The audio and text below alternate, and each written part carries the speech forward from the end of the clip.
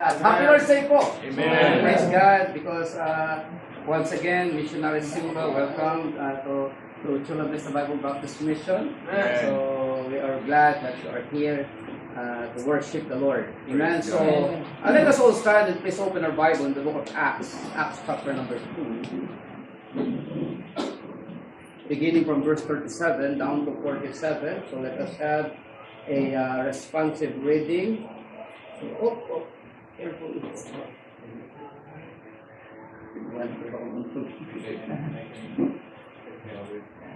Thank you.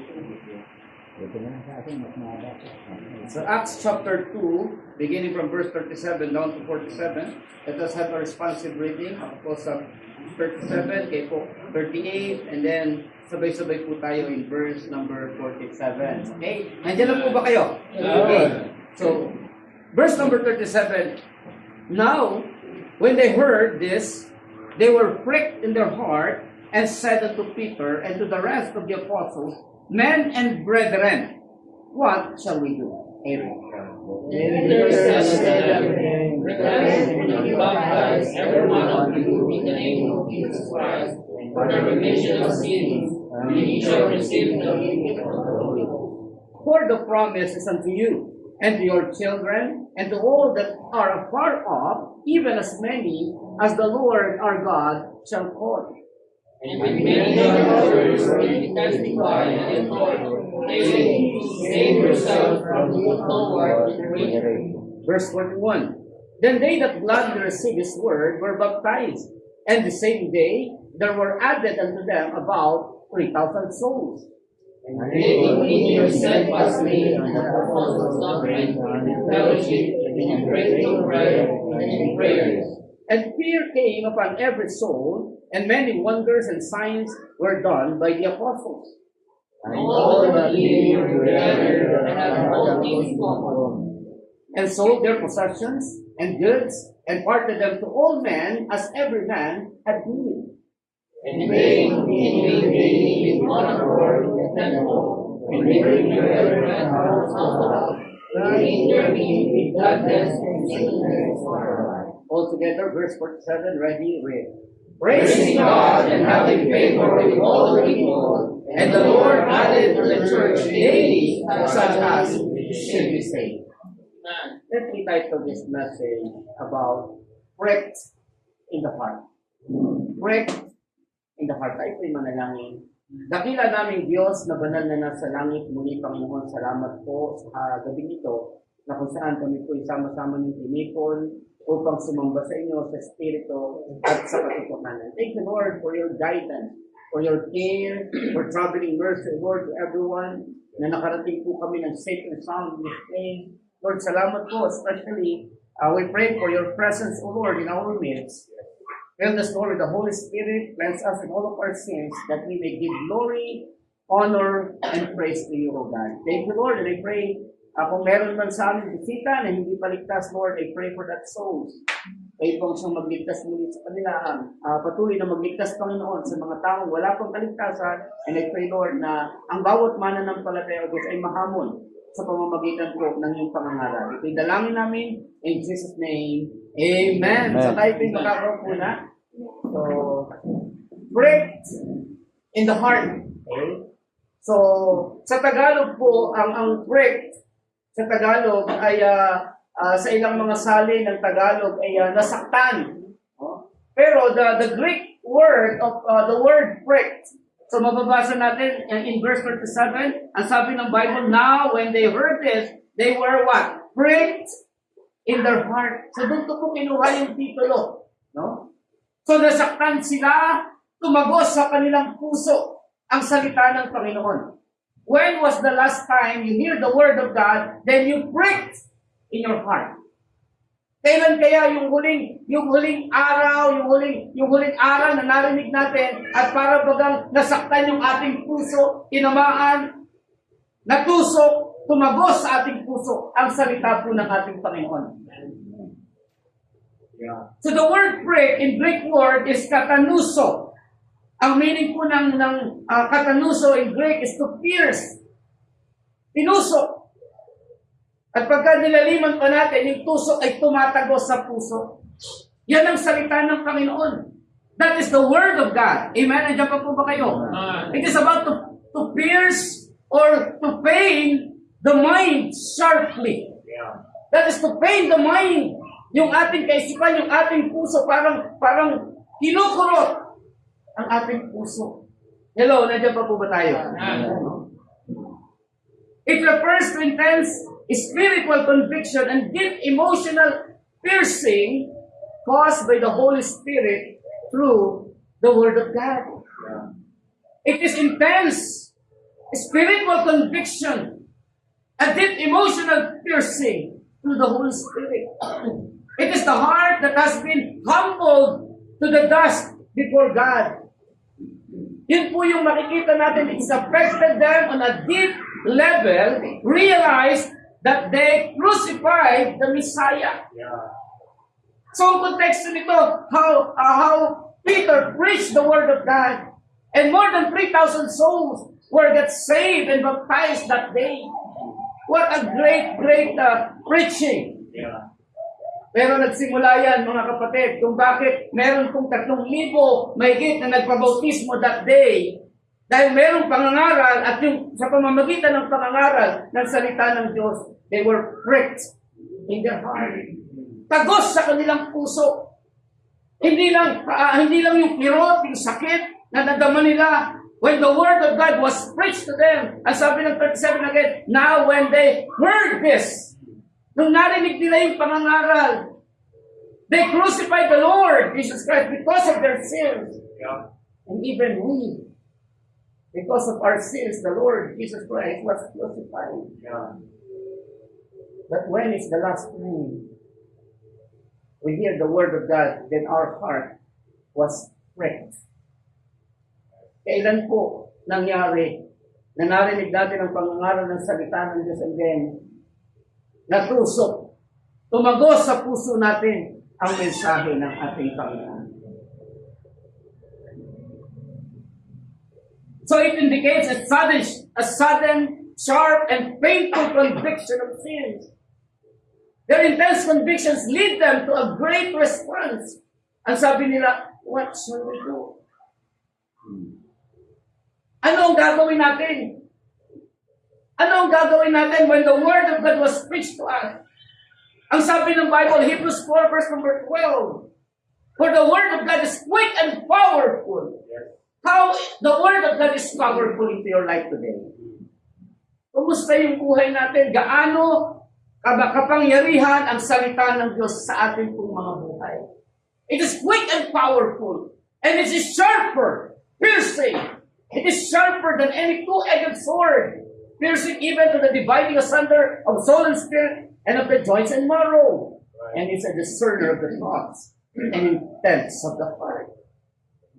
Kaya sabi ng verse 13 ng Hebrews chapter 4, walang sikreto o wala tayong pwedeng maitago sa Diyos. Pero notice how these people get baptized when they heard, get a response, a right response, and they said, what shall we do? Ano ang gagawin natin? Yun po ang sabi ng mga disciples when they heard the Word of God. They were pricked in their hearts. What is your great response today? In Acts chapter number 9, if you remember how Apostle Paul got saved, the word prick also ay nandoon po sa talata. Sabi ng Panginoon, sabi ni Apostle Paul when in Acts chapter number 9, we know the story of Apostle Paul's conversion. He got the letter to Damascus, in the road of Damascus, and when he traveled to get the believers in prison, the great persecution of the church, ano nangyari? Na-encounter ng Panginoon. At ang tanong niya, who art thou, Lord? And the Lord said, I am Jesus whom thou persecutest. It is hard for thee to kick against what? The pricks. That's the prick. Alam niyo, sabi ni Paul, when he responds right with God, what wilt thou have me to do? It is almost the same when Peter preached the gospel. When he preached the gospel to the people here in Acts chapter number 2. Ang sabi ng tao, ano ang gagawin natin? They were pricked in their heart, tumagos sa kanilang mga puso ang mensahe ng Panginoon. Kaya natanong natin, gaano tumatagos ang mensahe ng Diyos sa atin ngayon? Ang Word of God, hindi po nagbabago yung kanyang kapangyarihan. It is still, the Word of God, it is still powerful. Yes. It is powerful enough to touch the heart of every people today. Yeah. Like in the time of Apostle Peter. Tumatagos.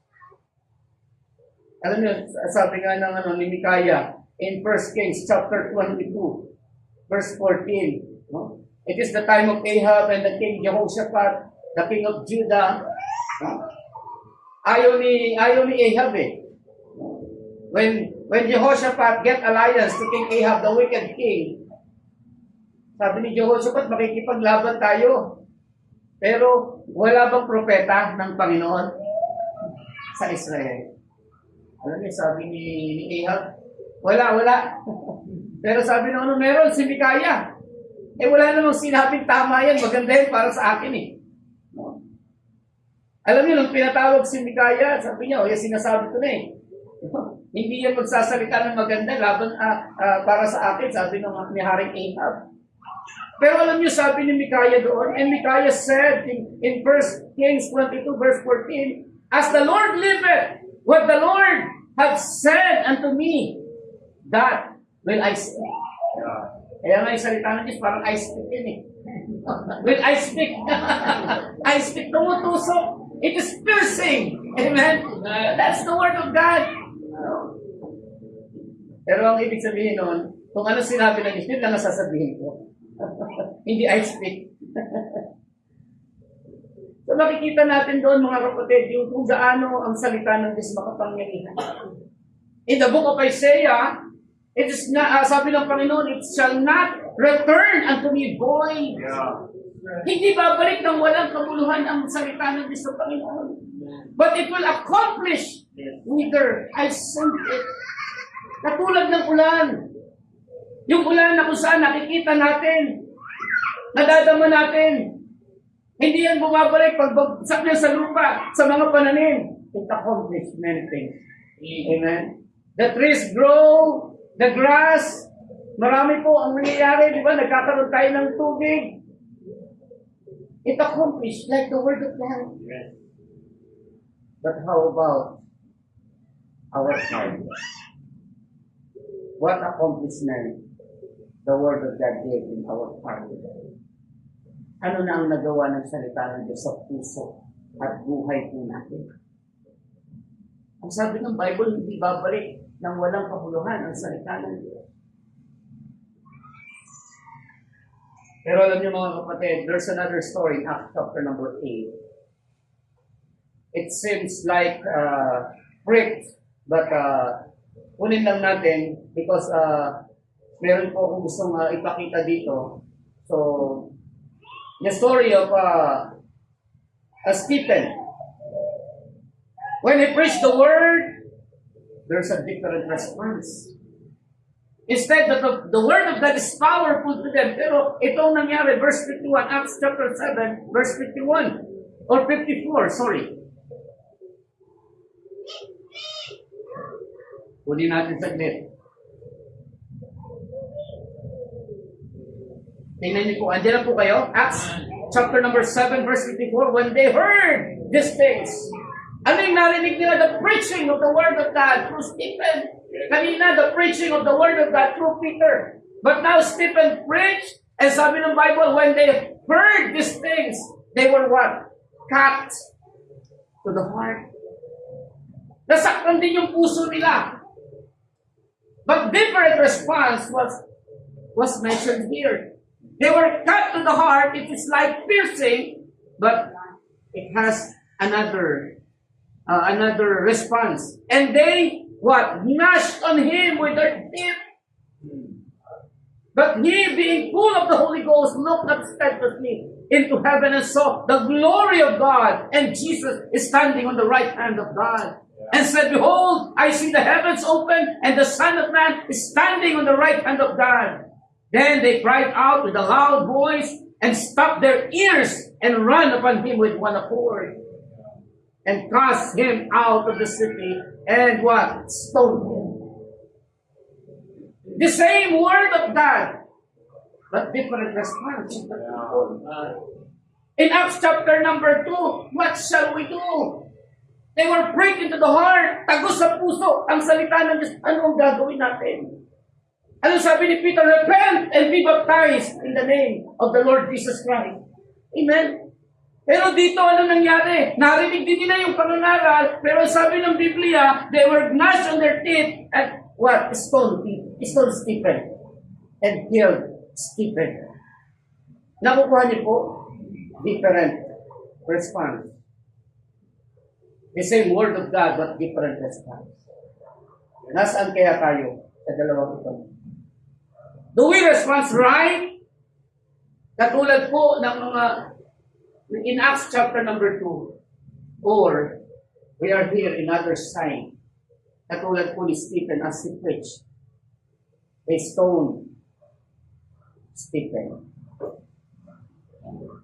When is the last time again we hear the word of God and break our heart and respond right before God?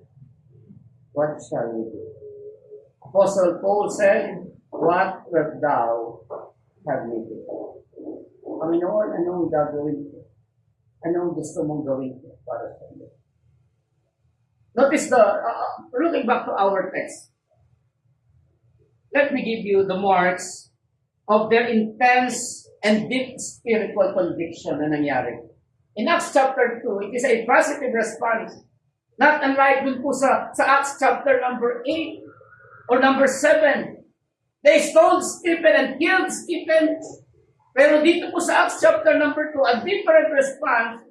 It is the proof or mark of their intense and deep spiritual conviction. Yun yung dapat magkaroon tayo ng lalim na conviction. Habang ang salita ng Diyos naririnig natin, nasasaktan tayo, kinukurot yung ating puso. Na kung saan, ano ang gusto mong gawin ko, Panginoon? Yun ang ating dapat at tamang response sa Panginoon. Tingnan niyo po, let us notice that the intense, deep spiritual conviction ng mga mananampalataya in our text. Ano nga ba yung naging conviction nila? O paano natin masabi na tagos sa puso yung kaangaral? At ito ang naging response nila. Look at verse number 41 and 42 of our text. Ang sabi ng Bible, then they that gladly receive His word. Amen? Yeah. Ang ganda, may kagalakan nilang tinanggap ang salita ng Diyos. Then they that gladly receive His word were baptized, and the same day there were added unto them about 3,000 souls. At ano sabi ko ng Bible? And they continued steadfastly in the apostles' doctrine. Hindi lang nila tinanggap yung salita ng Diyos, natusok ang kanilang mga puso, umirot, parang kinulot ang kanilang puso, tumagos. At ang sabi nila, nagpabaptize po ang mga mananampalataya, nagtiwala kay Kristo. And after that, ang sabi ng Bible, nagpatuloy po sila ng matatag. They continued steadfastly in the apostles' doctrine, and in fellowship, and in breaking of bread, and in what? And in prayers. Yeah. Ang ganda ng kanilang ginawa. Ano yung palatandaan? Nung intense, deep spiritual conviction. Nakita nila, number 1, is about the value priority. The value priority. Ito ang mas mahalaga sa mga mananampalataya. Ito yung mas pinahahalagahan dapat ng isang mananampalataya, isang Kristiyano na naligtas sa biyaya ng Diyos. But the question is, what is our value priority today? Alam niyo, ang isip ng tao, di ba? Nakamtan ang yaman ng mundo. Mark chapter 8, verse number 36. Ano sabi ng Bible? For what shall it profit a man if he shall gain the whole world and lose his own soul? Ano nga bang pakinabang ng tao? Yes, tayo bilang tao, gusto natin maging mayaman, di ba? Sino ba dito ang ayaw yumaman? Taas ang kamay. No? Nagtatrabaho ko kasi ayaw kong yumaman. Di ba? Wala naman. Lahat tayo gusto umunlad, tama? Kaya nga yung iba, ginagawang anong tawag doon, gabi, o ginagawang araw yung gabi. Di ba? Isipin niyo yun, di ba? Gawing araw yung gabi. Mahirap yun. It means yung pinagpupuyat, instead na magtrabaho ng araw, talagang sa gabi nagtatrabaho, hayod. Hayod kalabaw. Kasi bakit? Gusto niyo maman eh. Alam niyo sa Book of Proverbs, may ginanggit po doon. Tingnan natin, Proverbs chapter 30 or 31, so verse number 8 and 9, 18. So kunin natin saglit, naalala ko lang po yung mga talata. In Proverbs, ano ba? 30. 8 to 9. Yeah. 30.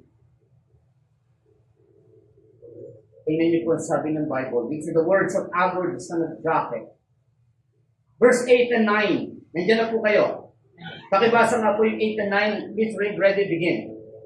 Remove our give me neither poverty, give me remove the will for me. Lest I be full and deny thee and say, Who is the Lord? Or lest I be poor and steal and take the name of my God in vain. Nabasa niyo na po ba yan? Diba?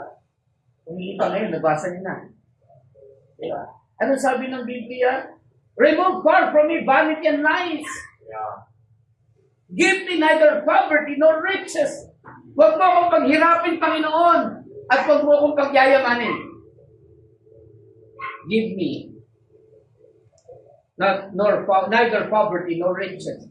Feed me with good convenience for me. And that's contentment.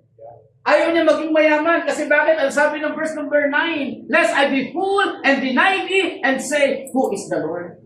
O di ba yan ang sinasabi ng mga rich people today?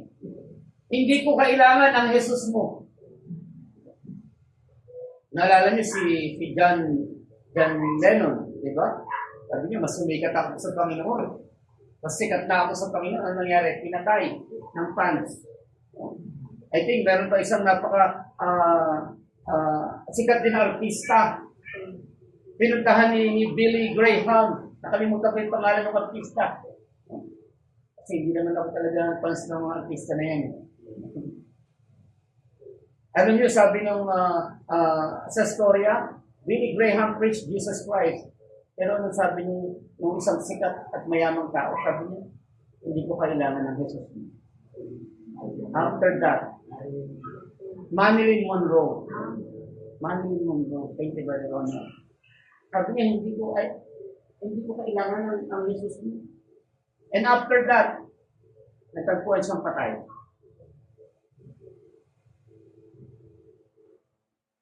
Isipin niyo po, di ba? Kasikatan, katanyagan, yan ang hagad ng tao. Pero ito ang isang mananampalataya, the book of Proverbs, sabi niya, Lest I be full and deny them, say, Who is the Lord? Pag mayaman na, nakakalimutan ng lahat, galing sa Panginoon. Tama po? Andiyan pa po ba tayo? Pero sabi niya, or lest I be poor and steal. Okay, maging mahirap at magnakaw and take the name of the Lord in vain.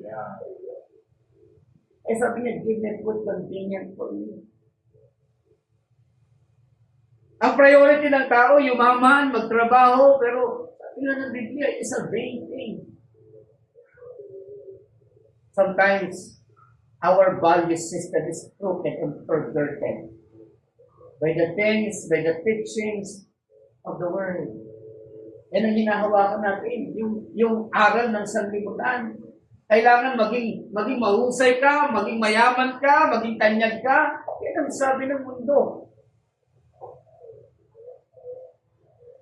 At nakakalimutan na yung dapat na prioridad. Ano ba ang priority ng mananampalataya? Alam niyo, ang priority ng mananampalataya, balikan natin yung teksto natin. Let us look back on our text and let us see what is their value priority. Ang sabi ng verse number 42, and they continued steadfastly. Saan? In the apostles' doctrine. Sa aral. Amen? Sa aral. Ano ba yung aral ng mga apostol? It is the teaching or the doctrine of the Lord Jesus Christ. Amen? So kaya nga, ang pinahalagahan nila, the value, priority of them, letter A is about preaching. Yung pangangaral ng salita ng Diyos. Yun ang naging priority nila. Kaya nga, every time that the word of God was preached, ano sabi ng Bible? Then they that gladly receive His word were baptized because of that preaching. Amen? Kaya nga yung bawat pagsamba, sabi ng Panginoon, di ba, sa bawat pagsamba, may pangangaral ng salita ng Diyos. That's why the word of God said in Hebrews chapter number 10, verse 25, not forsaking the assembling of ourselves together, as the manner of some is. Because every time we worship the Lord, there is the word of God that is preached to us. Yeah. The preaching is very important. And that is the value priority of the believers in this time. They were break to their heart. Kailangan ko ang salita ng Panginoon. Kailan natin sinabi, Lord, kailangan ko ang salita. O hihintayin pa ba natin ang isang mabigat na problema, suliranin, karamdaman, para sabihin natin, Lord, I need your word. Encouraging word ang kailangan ko. I need the preaching of the word. Alam niyo sa Bible, merong time na nagkaroon ko ng kagutuman. Kagutuman, kahirapan, hindi ng mga bagay, kundi kagutuman sa salita ng Diyos. Kaya nga nagkaroon nga sa Bible, merong silent years. The scholars estimated 400 silent years. Walang pangungusap ng Diyos.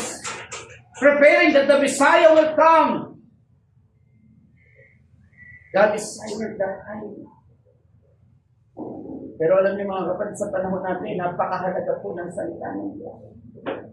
We remember again, gusto ko yung in the book of Samuel. Ano sabi ng aklat ko ng Samuel? When Samuel was told by God, ano sabi ng Bible? He let not His word fall to the ground. Yeah. Hindi niya hinayaan malaglag sa lupang salita ng Panginoon. They know how precious is the word of God. At ngayon alam natin. Naniniwala nga ba tayo na ang salita ng Diyos ay napakahalaga? Even in our time today, yes. We believe that. But sometimes our value priority is not right with God. Hindi tumagos sa puso natin yung salita ng Panginoon. Dati tinatamaan ka pa, nasasaktan ka pa eh. Kumikirot pa yung puso mo, Lord, nagkasala ako and I want to repent in my sins. Pero sa pagtagal ng panahon, parang baliwala na. No, maintindihan natin what is our value priority. The value of preaching to them that believe ay napakahalaga. Kailangan natin ng teaching, instruction, reprove, rebuke, that the man of God may be perfect, thoroughly furnished into all good works. Kaya sabi ng chapter 4 ng 2 Timothy, preach the word, be instant in season, out of season. Reprove, rebuke, exhort into long suffering and doctrine. For the time will come, and this is our time today, when they will not endure sound doctrine. And after their own lust, that they heap unto themselves pictures, having itching ears. And they shall turn away their ears from the truth, and shall be turned unto fables. Mas pinaniniwalaan ko yung kwentong, di ba, hindi totoo. O di ba, sinabi ko na sa inyo, di ba? Ang dami naloko ni Superman. Ang lakas-lakas, di ba? Lumilipad. Isipin nyo, ang lakas-lakas, hindi yata nag-iisip. Pananamit lang nyo, nauna yung jogging ko sa bago yung break. Grabe yung Superman na ito, naloko tayo, lakas-lakas tapos. Nauna pa yung jogging ko sa break niya. Niloko tayo ng mahabang panahon. And that is fables according to the Bible. Mas marami, tingnan niyo yung kabataan, bantayan yung mga kabataan. They know superheroes today. Ang dami. Avengers, ano pa ba? Ang dami yan eh. Ano pa po? Marvels. Dati laruan lang namin yan eh. Marvels. Ngayon yung Marvels, ang dami nila. Hindi ko kilala yung mga yun. Salamat sa Panginoon. Pero mas higit natin dapat kilalanin yung mga characters sa Bible. Amen. And first and foremost, dapat ang Panginoon natin. Kilala natin. Kaya nga, ito yung preaching. Ganito kahalaga ang salita ng Panginoon. Nung sinabi ni Peter, kayo ang nagpapako sa Panginoon. Pinapako natin si Kristo. And they were pricked in their heart because of that preaching. And this is the value, priority of the believers today. Dapat. We ought to value that. The preaching.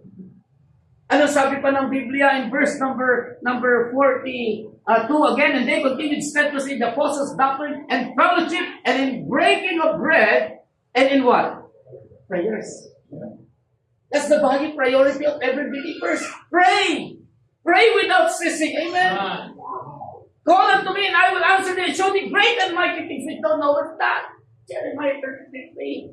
In Matthew chapter number 11, verse number 28. Come unto me, all ye that are labored and are heavy laden, and I will give you rest. Take my yoke upon you and learn of me, for I am meek and lowly in heart, and you shall find rest in your souls. For my yoke is easy and my burden is light. Sabi ni Apostle Pablo, pray without ceasing. In everything, give thanks, for this is the will of God in Christ Jesus concerning you. Huwag tayong tumigil. This is because this is the value or priority of the church. Yung unang simbahan na tinatag ng Panginoon, ito yung pinahahalagahan po nila. This is their priority. Preaching, praying, ito yung sabi ng Biblia. Ang daming persecutions dumaan. But still, sabi ng Bible, they continued steadfastly. They continued steadfastly. They know the value priority of preaching. They know the value priority of praying. How many times we pray?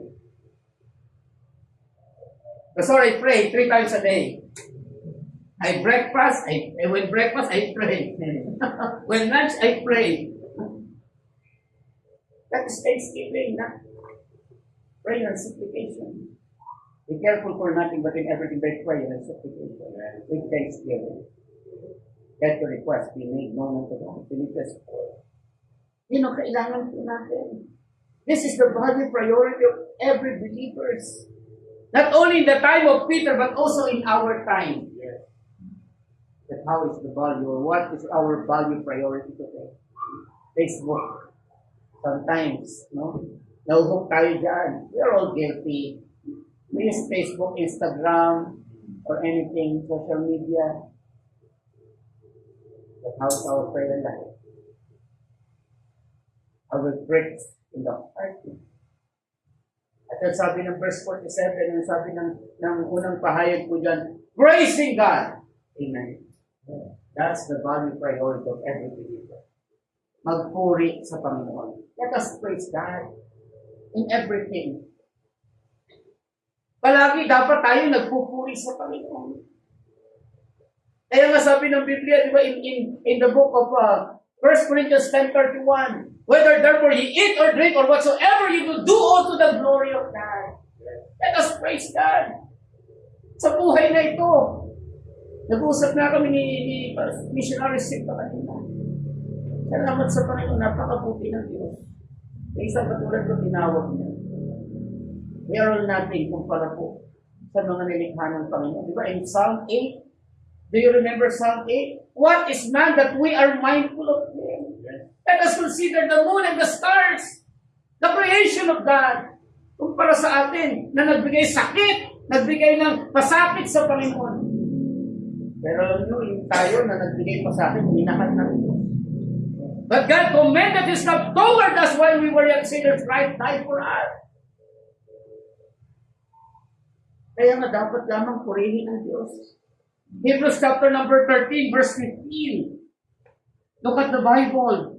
The Word of God. Hebrews 13, verse number 15. Anong dapat nating i-offer sa Panginoon? What can we offer to God?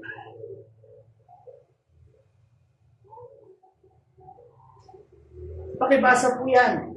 That is the value priority of many believers, of every believer, not only in the time of Peter, not only in the time of Paul, but even in our time today. God reminds us that we have value priority. Na ito ang dapat, the preaching, the praying, and even the praising. Let us read Hebrews 13, verse 15. Andiyan na po kayo? Please read, ready, begin. Therefore, let us offer sacrifice of praise to God, continually. He is the fruit of our faith, giving thanks to His name. Nakita niyo po? Let us offer the sacrifice of praise to God. Kailan? Ngayon lang ba? No, continually. Patuloy at patuloy na tayo'y magbibigay ng papuri sa Diyos. Let us praise our God in everything. In everything we do. Lahat ng yan, mga kapatid, yan po yung mga value priority ng mga mananampalataya. Sana natutusok yung puso natin. Anong gagawin natin? Sabi ng mga mananampalataya in Acts chapter 2, as we go back, anong sabi ng Bible? Now when they heard this, when they heard the preaching, when they pray to God, when they praise, ano sabi nila? What shall we do? Ano sabi ni Peter? Ang sagot ni Peter, repent. Repent! Manumbalik tayo sa Panginoon. Balik tayo sa Diyos, nagkasala tayo, nagkulang tayo, kulang tayo sa pakikinig ng salita ng Diyos, kulang tayo sa panalangin, kulang tayo sa pagpupuri. Anong dapat natin gawin? Repent. Balik tayo sa Diyos. Back to basic. Lord, nagkulang ako. Forgive me. In 1 John chapter number 1, verse number 9, ano sabi ng Bible? If we confess our sins, He is faithful and just to forgive us our sins and to cleanse us from all unrighteousness. Ibabalik tayo sa fellowship ng Panginoon. One sin, we are out of fellowship with God. So ano gagawin natin? Kaya madinin natin yung kasalanan, not only the things that are wrong, but also the things that are right when we do it not. When we neglect to do it. James 4:17. To him that knoweth to do good and doeth it not, it is sin. Yung mga bagay, hindi lamang yung mga maling bagay na gawa natin. Yung mga tamang bagay na hindi natin nagawa, kasalanan din. Tama ba ang mag-preach? Makinig ng preaching? Yes. Ano tatawagin natin pagka hindi tayo nakinig ng preaching? Tama pa rin ba? O di wala nang pinagkaiba? Tama ba ang mag-pray? Hello, nandiyan pa po ba kayo? Tama po, di ba? Pag hindi ka nag-pray, tama pa rin ba? So, hindi na tama. So, lumalabas, ang hindi pag-pray ay lumalabas na gawain mali. Gawain hindi tama. Kasalanan, ibig sabihin ng Biblia. Kahit hindi natin pray, pag-gising ng pagmulat ng mata natin sa umaga, di ba? Hindi natin napuri ang Diyos. So, lumalabas, nagkakasala tayo. Sometimes we forget the value, priority of being a Christian. Lahat tayo, guilty dyan. Pero sana, natutusok yung puso natin, tumatagos yung salita ng Diyos sa puso natin. And then dadating sa realization na, Lord, anong gagawin mo ngayon? And then Peter said, repent. Repent. Balik tayo sa Panginoon. Ang sabi ni Solomon, when he dedicated the temple, if my people which are called by my name shall humble themselves and pray and seek my face and turn from their wicked ways. And then, ano sabi ng Panginoon? And then will I hear from heaven and will forgive their sins and will heal their land. That's first Chronicles chapter number 7. Manubalik tayo sa Panginoon. Tingnan natin ano ba yung prioridad natin ngayon. There are 52 Sundays in a year. Third quarter na, o first quarter na. Tama ba? Matatapos na yung first quarter. How is our faithfulness? In hearing the word of God, by preaching, how is our faithfulness in praying? That prayer meeting, sana nararamdaman natin tumatagos sa puso natin. Naiintindihan natin, ano ba yung ating priority ngayon? Mas mahalaga pa ba yung ginagawa natin kaysa sa Panginoon? Tatawag tayo sa Diyos. Gusto natin ang pagpapala. Gusto natin ang kagalingan. Gusto natin ang maraming bagay. And then the Lord gave and blessed us. And then lagi tayong wala sa pwede. Gaano kahalaga sa atin ang Panginoon? Kaya naririnig natin lagi ang preaching. And the word of God that we heard break into the heart. The second point in Acts chapter 2 again. Ang sabi ng Bible, verse number 43 and 42, and they continued steadfastly in apostles' doctrine, and in fellowship, and in breaking of bread, and in prayers. And fear came upon every soul. Fear came upon every soul. And many wonders and signs were done by the apostles. And all that believed, all the believers, were together and had all things common. Ang ganda po ng nangyari. Ang sabi ng Biblia, all the believers were together and had all things common. Una, nakita natin the marks of their intense and deep spiritual conviction. Ang nakita nila yung value priority. Nakita natin anong mahalaga sa atin. The second point is about this. The virtue practice ng mga mananampalataya, of the believers. The virtue practice. What is about virtue? Ano ba yung ibig sabihin ng virtue? What is the meaning of virtue? It is about behavior, showing high moral standard. Sa Tagalog, yung katangian at kabutihan po ng nangyari ng mga mananampalataya this time. They had all together common. All the believers were together and had all things in common. Pare-pareho silang kaisipan. Nagpupuri, nakikinig ng salita ng Diyos, nananambahan, nananalangin sa Diyos. Nandiyan pa po ba kayo? Ang gandang katangian nito sa simbahan ng Panginoon. The virtue practice. Nakita nila yung halaga ng panalangin, pangangaral, pagpupuri, and then anong nangyari? Yung kanilang behavior. Yung kanilang ugali, katangian. Nagbago. Ano nangyari? Nagkakaisa sila. Letter A is about, anong katangian nila? It is about singleness. Tingnan niyo po yung verse 46. And they, continuing daily, araw-araw nagpapatuloy po sila with one accord in the temple and breaking bread from house to house. Did eat their meat with gladness and what? And singleness of heart. Grabe, ang ganda ng nangyari dito.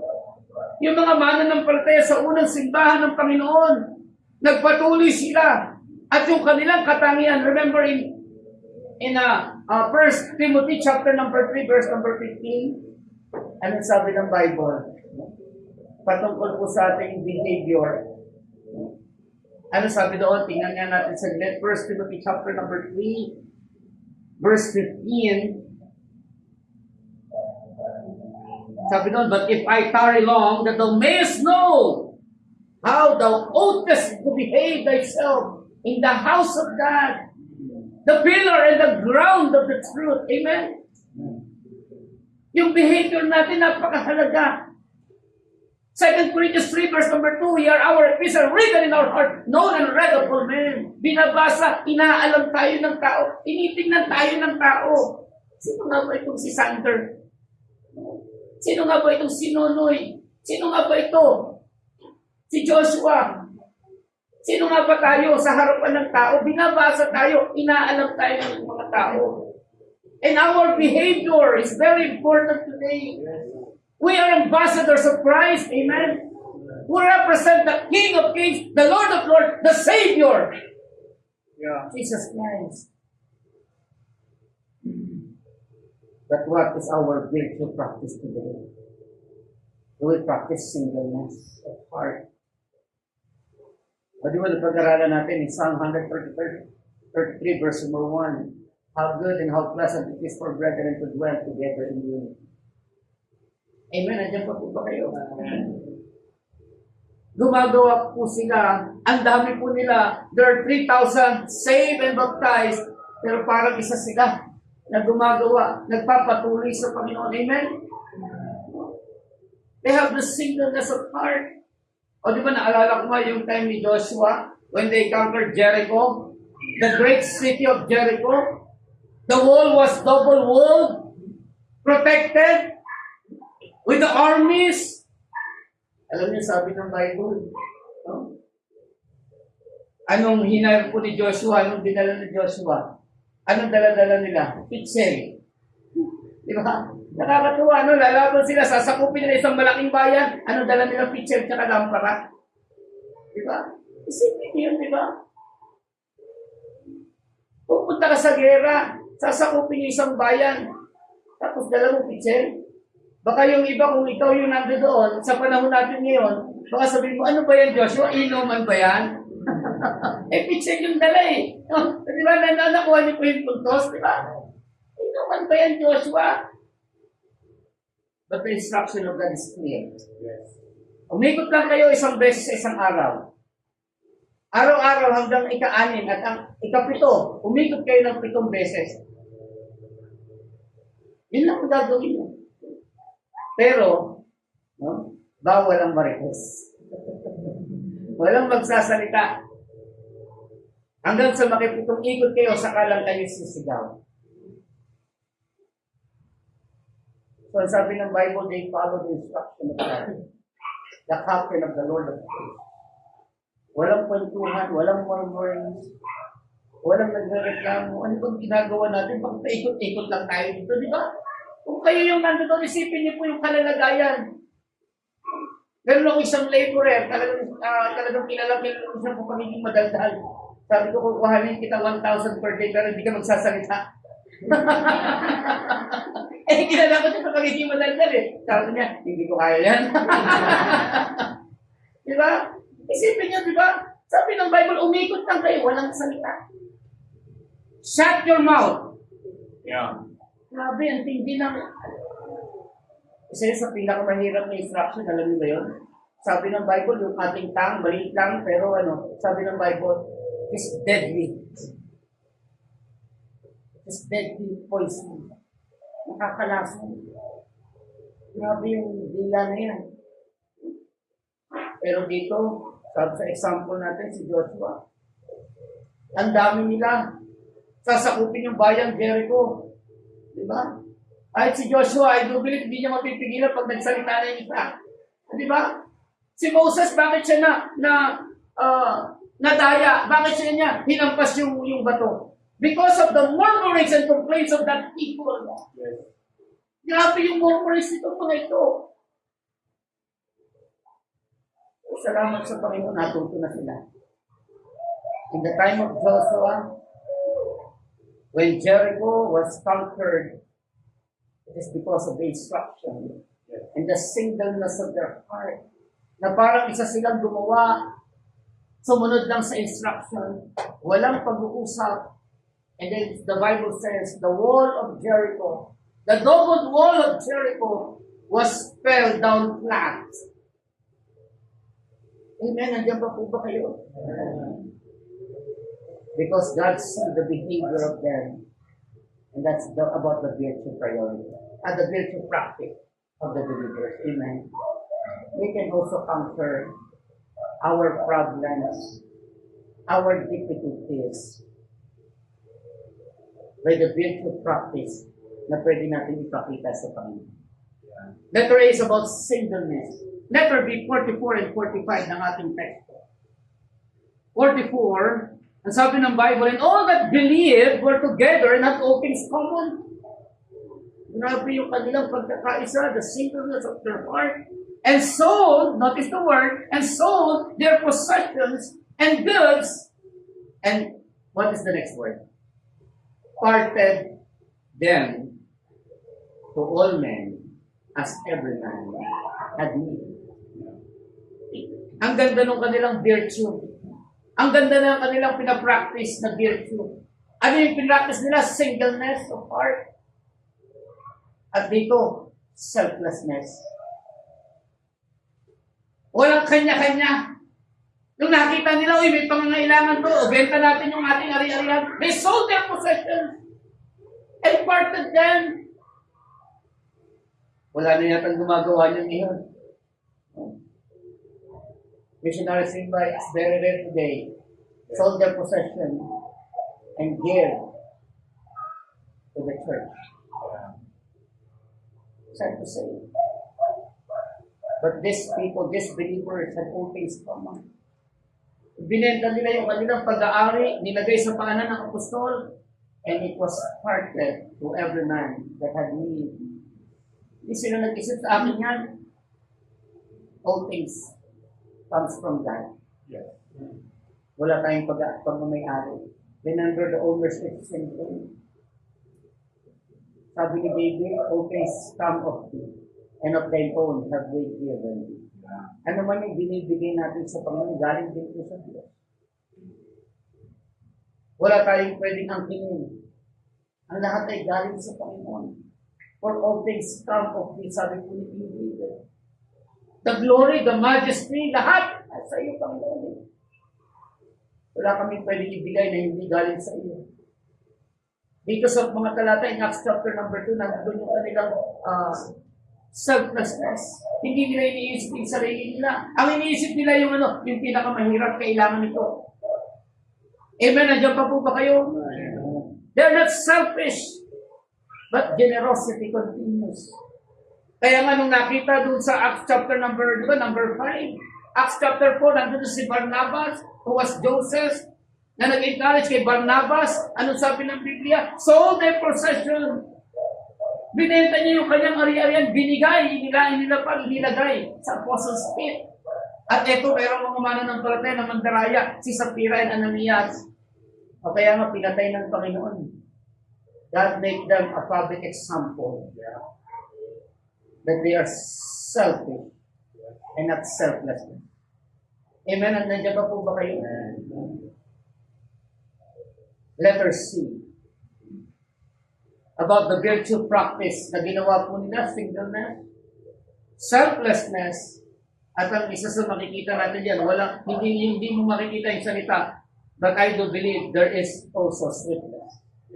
Verse 46 again, the Bible states, and they continuing daily with one accord in the temple, and breaking bread, and from house to house did eat their meat with gladness and singleness of heart. They were in gladness. O anong tamis pagkasama-sama tayo, walang kontrahan. Amen? Di ba? All things had common. They were together and all things had common. Hindi nagkokontrahan. Sabi nga ng Book of Amos, can two walk together except they get willing. Hindi po pwede na hindi tayo magkakasundo, lalakad tayo ng isa, tapos hindi tayo magkakasundo. It's better to divide pagka hindi tayo nagkakasundo. Amen, nandiyan pa po ba kayo? But because of God, the sweetness of their fellowship, ang ganda po nang nangyari. And the Lord added to the church daily such as the saying. Kasi bakit? Ang tamis ng kanilang samahan. Alam na ito yung nawawala na sa maraming mga simbahan. Hindi. Paalala po sa atin. Ang tamis ng pagsasamahan ng mga mananampalataya ay hindi dapat magkaroon ng kapaitan. Hindi tayo nagtitinginan. Ito yung magaling, ito hindi magaling. Wala pong ganon. Walang magaling kundi ang Diyos. Walang mahusay kundi ang Panginoon. Nakapaglilingkod lang tayong lahat because of the grace of God. Lahat biyaya ng Lord. Huwag tayong magtingin sa isa't isa, looking at Jesus. We are all not perfect. Walang perfecto dito. Lahat tayo ay sa biyaya ng Diyos. Lahat tayo ng kasalanan. Tinubos ni Kristo at minahal ni Kristo. That's why we need to love one another. And that is the sweetness. Pagka nakita sa atin yung pag-ibig na sumasagana sa bawat isa, hindi tayo magtitinginan, gagawa tayo ng parang iisa lang. Yun yung makikita ng Panginoon sa atin. Amen? The sweetness. They continuing daily with one accord, the sweet fellowship. Let us maintain sweetness in the church, not the bitterness one with another.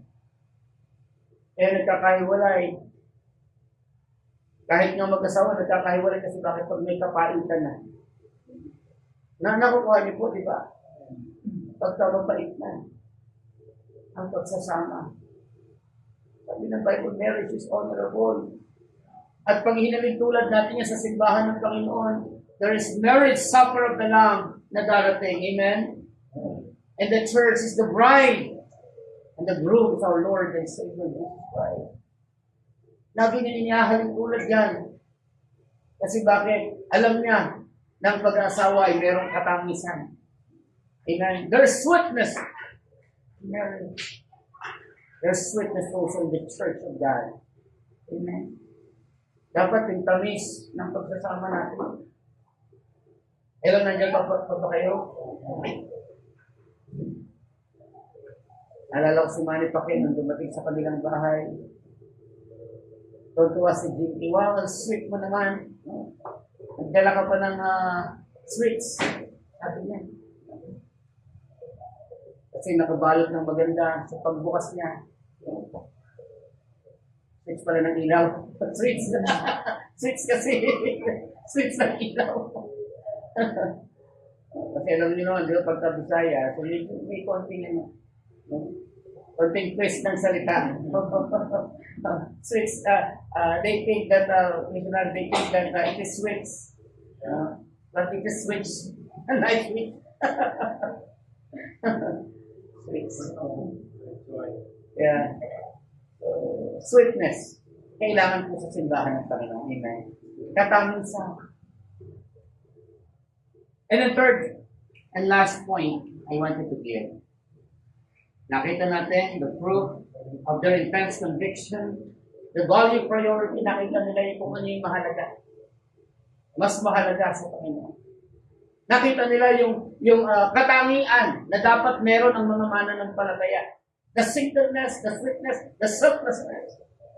And last but not the least, in verse number 42. Balikan natin sa Leviticus 42. And they continued steadfastly in apostles' doctrine, and in fellowship, and in breaking of bread, and in prayers. This is about the vitality present. Vitality present. Yun ang nakita nila.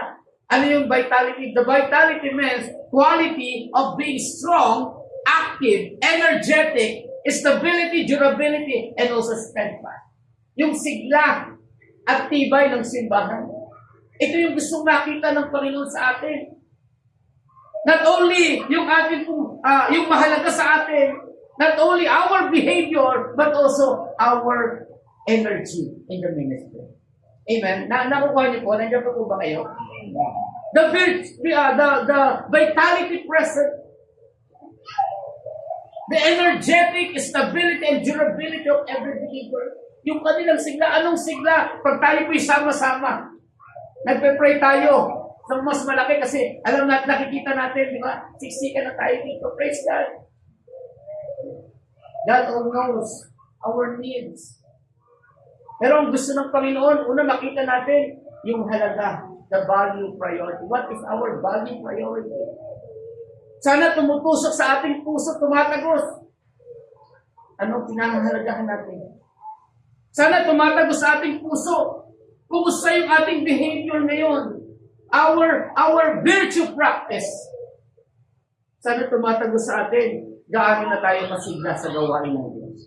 Andiyan pa ba yung sigla? Sabi ng Book of Isaiah, even the youth shall faint. Kahit yung mga young people, nangihina, nanunupay-pay, napapagod din. But they that wait on the Lord shall renew their strength. They shall mount up with wings as eagle. They shall run and not weary. They shall walk and not faint. Yun yung nag-iintay sa Panginoon. But waiting is not passive. It is active. Habang nag-iintay tayo para hindi ka mainip, dapat may ginagawa ka sa Panginoon. Ipinakikita natin yung sigla natin sa gawain ng Diyos. Kaya nga dito pinakita po yung sigla ng simbahan. 3,000 souls were get saved. Ang hirap turuan yan, pero yung sigla nila, parang iisa sila. At ang sabi ng Bible, makikita niyo yung verse number 43, and fear came upon every soul, and many wonders and signs were done by the apostles.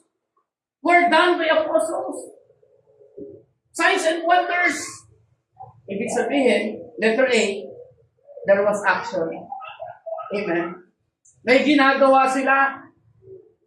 Hindi nakatunganga sila. Uy, salamat sa Panginoon. Ang Panginoon nagligtas, nagbaptize, 3,000 nagdagdag sa simbahan.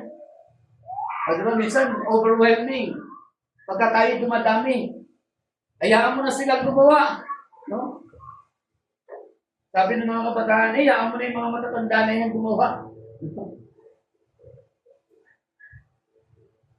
Sabi ng mga matatanda, hayaan mo na yan sa mga bata. Diba? Minsan, gano'n na yung thinking eh. Tandaan natin, wala pong distance ko sa gawa ng Panginoon. Hindi mo pwedeng sabihin, hindi natin pwedeng sabihin, pag wala ako sa church, ako eh, hindi mangyayari yan. Wala pong gano'n.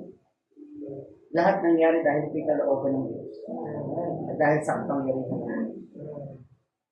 Because in the church, there was always action. Gusto ng Diyos, gumagawa tayo. Kung paano yung salita ng Diyos, kung paano ang Panginoon gumagawa sa atin, sabi ng Philippians chapter 2, verse number 13, for it is God who is working in you. God is working in us. Kaya tayo nakapaglilingkod, kaya ako nakakapag-preach, hindi dahil marunong ako. Hindi dahil matalino ako. Walang nakakapag-preach dahil sa kanyang talino at sa kanyang runong. It is God that worketh in us. Naglalagay siya ng desire sa iyo, both to will, the desire. Nilalagay niya tayo ng desire. Anong desire? Sabi nga ng apostles, dito ng mga disciples, what shall we do? That is the desire. To do something for God. Amen. Nandiyan pa po ba tayo? May gagawin tayo sa Panginoon. There is a great work. Maraming gagawin sa Panginoon. Ang problema lang natin, availability palagi eh. It's God which worketh in you both to will, the desire, and to do for His good pleasure. Para magawa mo yan, si Kristo pa rin ang gagawa. Kaya nasabi ng Bible, for we are His workmanship, created in Christ Jesus, and the good works. Alam niyo, good works, mahirap gawin yan. Hindi natin kayang gawin. Maliban na si Kristo ay nasa atin. Amen. There was an action. That's the vitality present na meron sila. Yung sigla nila. Gumagawa sila. Verse 47, ang sabi ng Bible, then the Lord added to the church daily. There was also addition in the church. Ang ganda po ng mga talata nito. Ang Diyos nagdadagdag araw-araw. Addition. Soul winning. Araw-araw. Ibig sabihin, kaya nagdadagdag ang Panginoon. Araw-araw silang gumagawa, nagsusoul winning sa Panginoon. Amen? When is the last time to share the gospel to people? Your friends, your loved ones. Kumusta? So many times. Ang church, hindi po pwedeng mawala ng soul winning. Because this is the heartbeat of the Lord in the church. Pintibok ng puso. Kaya sila masigla, nandun sila, nagsikar sila ng gospel. Gumagawa sila. Kaya sabi ng Bible, there was addition. 3,000 souls were got saved and baptized. Tinuruan sila at araw-araw ang daming humahayop. Amen? Soul winning. Kaya merong addition. And last but not the least, letter C. There was appreciation. Ma-appreciate ko po yung simbahan na kung saan nandoon ang salita ng Diyos. Na tumutusok, bumubutas sa puso natin. Palagi. Nagpapaalala ang Diyos sa atin. Kumusta na tayo bilang mananampalataya? Appreciate. Ma-appreciate natin ang mga talatang ito. How the Lord works in them. People got saved and baptized. What a great message. May simbahan ng Panginoon nagpatuloy ng matatag. Sama-sama sila. Those 3,000 ay dinagdag ng Panginoon. Sama-sama, naglilingkod. Hindi niyo ba na-appreciate? May pangangailangan yung isa. Okay, kulang sa ng ganito. Benta natin ito. So, binibigay. Hinahati-hati. What a great church. Kaya nga sa ating mga kapatid, bilang mananampalataya, do you appreciate the work of God in your life? Do you appreciate the teaching na dapat nating maintindihan that we have a value priority today? Pero kung minsan o madalas, nakakaligtaan ko na. Pero nandiyan pa po ba kayo? Kumusta yung pakikinig natin ng salita? Tapusin ko sa kwento ng isang backslider. Tandaan natin ang backslider po ay hindi po lamang yan sa labas ng simbahan. Ang sabi ng Bible, there is a backsliding heart. Pag sinabing backslider ka, nandito ka sa church, pero naririnig mo ang salita ng Diyos, but it is not pricked in your heart. Hindi tumatagos. Hindi kinukulot yung puso mo. Hindi ka nagkakaroon ng conviction. One believer has a backsliding heart. Noong una nasa church pa siya, pero nung bandang huli wala na. Kasi parang hindi tumatagos yung salita ng Diyos. And one day, tinuruan siya ng Panginoon. Pumunta siya sa isang gubat. At alam nyo, the Lord prepared a lion for him. May na-encounter siyang lion. And when he see the lion, he ran fast, as able as he can. But when he's tired, because we know that the lion is very strong, malakas talaga yung leon, di ba? Magbilis. Nung siya'y pagod na, he remembered the Lord. And he prayed, Lord, make this lion a Christian. Pagod na siya eh. Lord, gawin mong Kristiyano itong leon. Nung sobrang pagod na, hindi na siya halos makatakbo. Bigla siyang lumingon sa likod. And he find the lion praying. And he heard the prayer. Sabi ng lion, Lord, bless this food. Kakainibig ko lang. Alam niyo, there is a punishment in a backsliding. Kwento lang, pero it is, in reality, merong punishment. Palagi ang Diyos magpapaalala. Sabi ng Bible, ang Panginoon namamalo din. Pero this time, the Lord wants us to remember His Word. Gusto niya maalala natin ang salita ng Panginoon. There is a blessing in hearing God's Word, and when our heart was pricked, pag ang salita ng Diyos tumagos sa puso mo, hindi pwedeng wala kang gagawin sa Panginoon. Hindi pwedeng hindi mo tatanong, Lord, what can we do? Ang sabi ng mga disciples, tapusin natin sa salita ng Panginoon. Now when they heard this, verse 37, they were pricked in their heart and said unto Peter and to the rest of the apostles, men and brethren, what shall we do? Narinig mo ngayon ang salita ng Diyos. Pero anong dapat natin gawin? There's always a value priority. bilang mananampalataya. God requires our virtue practice. Yung katangian na dapat meron tayo. And even the vitality present na meron po ang simbahan ng Panginoon, ang mga mananampalataya ay dapat naglilingkod at gumagawa. Kumusta tayo, kapatid? Kumusta ang buhay natin? Kumusta pagka tayo'y nakakarinig ng salita mo? Tayo kung bakit kami. Tayo po'y manalangin sa Panginoon. Once again, O Lord, thank you very much for the wonderful word that we hear. Salamat, Panginoon. I hope and pray that it will prick into every heart of your people here in this place, even in the heart of our visitor. Maybe there is a visitor here, Lord, that is not saved. I pray, Lord, for that soul, O Lord, na maintindihan niya po, Panginoon, ang iyong kalooban, na kaya siya naririto, Panginoon. You are not willing that any should perish, but that all should come for repentance. I pray, Lord, that they will be saved.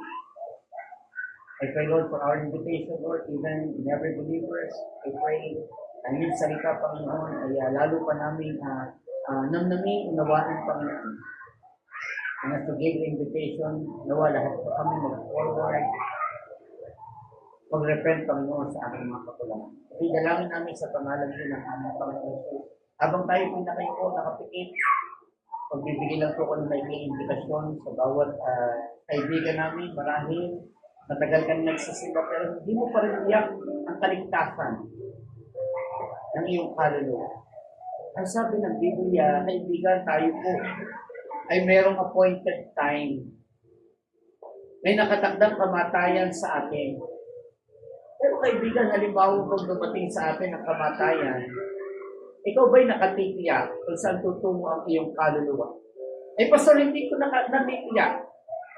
Ang alam ko lang, merong langit, ang alam ko, merong impyerno, pero hindi ko pa rin alam hanggang ngayon ang aking patutunguhan. Marahil ang isip mo, walang nakakaalam yan, pastor.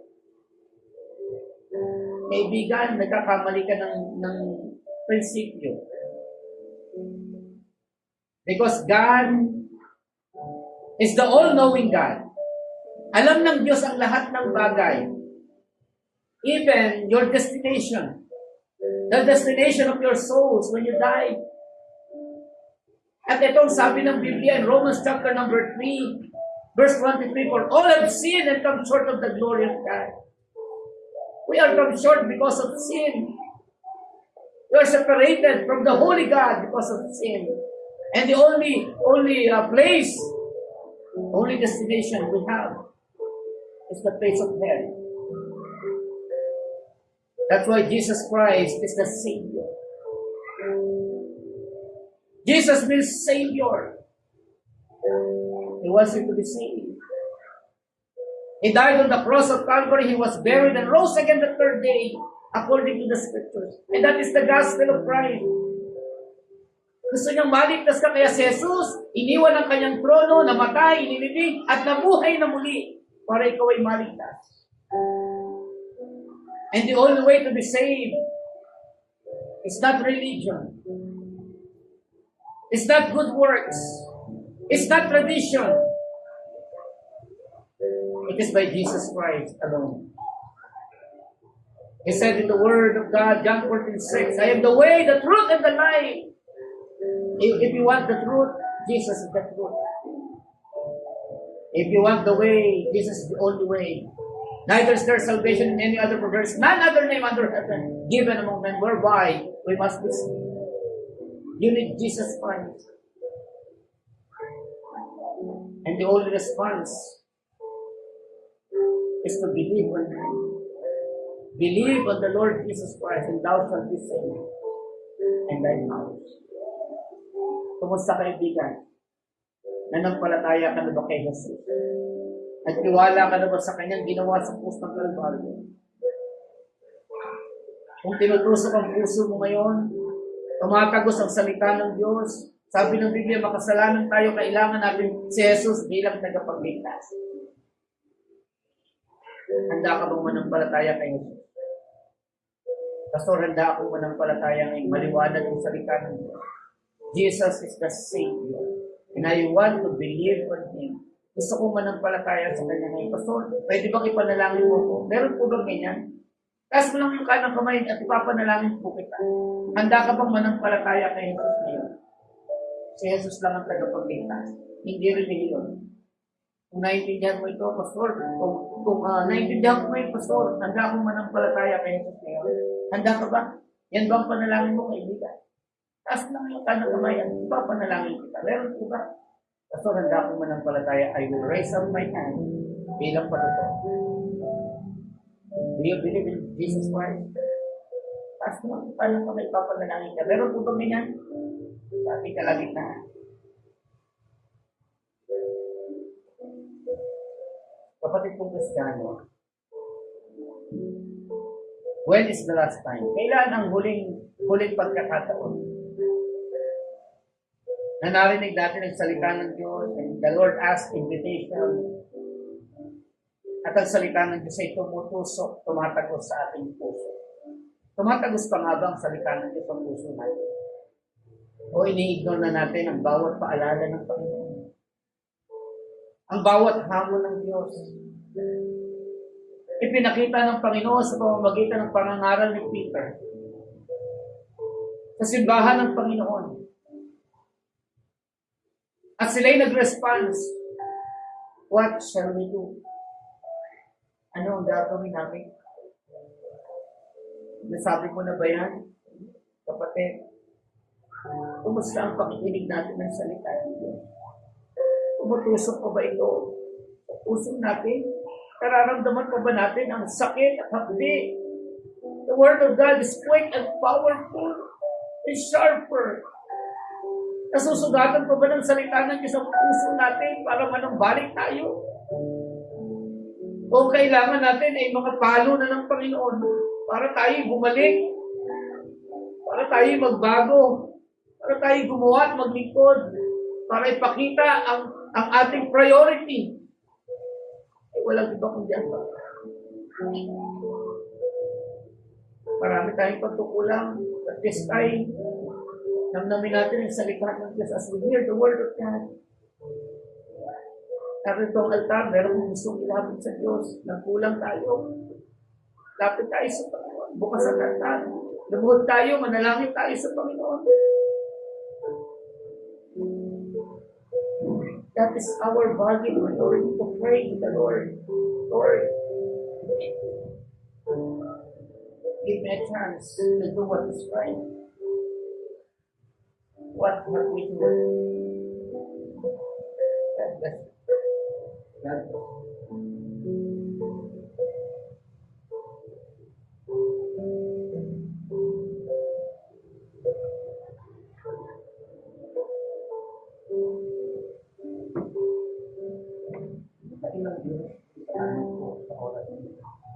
Thank you, Lord, for the wonderful message. Nawa, Panginoon, sa bawat pakikinig namin ng pangangaral ng iyong salita. Ang makapangyarihang salita ng iyong Panginoon ay tumutusok. Tumatagos, Panginoon. Nagbibigay ng isang napakantindig conviction to do something what is right, to convict us what we shall do. Salamat po, Panginoon. Then every time may pangangaral ng iyong salita, Lord, will deal with our heart. That's the word of God that we hear. And give us an intense conviction, a deep conviction, a spiritual conviction, na meron po kami dapat i-priority ngayong panahon. Salamat po sa iyong paalala, salamat po sa iyong Diyos. Salamat po sa iyong pagmamahal, sa pagtutuwi po sa amin, sa mga buhay namin, O Diyos. Pagpalahan niyo po ang iyong salita sa aming mga puso. Nawa ito'y dumaloy sa aming pong mga buhay, O Diyos. Salamat po, patawad po sa lahat ng aming kalipaan. Narito ang iyong mga anak, O Lord, na malapit sa iyong altar. Ang iba'y nagpupuri, ang iba'y nagpapasalamat. Ang iba'y handang baguhin, mag-repent, Panginoon. Dahil marami po kami priority na hindi ayon sa inyo. Salamat po Diyos sa pagpapaalala niyo. Thank you, Lord, to bless everyone, Panginoon, na lumalapit sa iyo at ano man ang kanilang dalangin. Lord, I pray, ay malooban at igawin ito sa bawat. Ang lahat ng ito, Panginoon, ay muli namin hiling at dalangin. In Jesus' name, Amen.